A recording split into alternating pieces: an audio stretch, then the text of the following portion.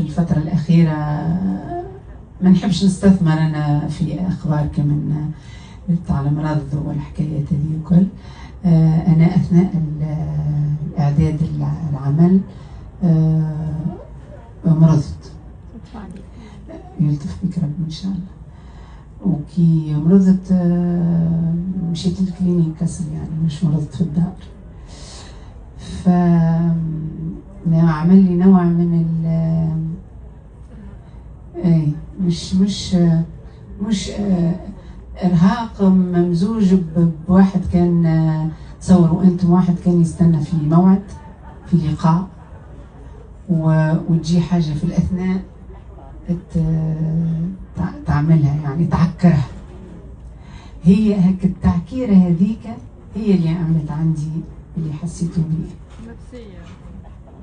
هي حاجه نفسيه خلتني فنان ما يجوش يخبي معناها وصلت. ما اللي حسيتوه هو جاي من اني مرضت والحمد لله، يعني تعافيت لانه شكر وحمد لله، شكر وحمد لله بكرة وأصيلا، لأنه اللي مريت به كان حاجة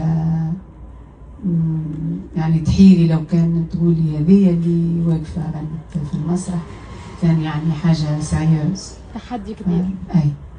ولكن الحمد لله الحمد لله.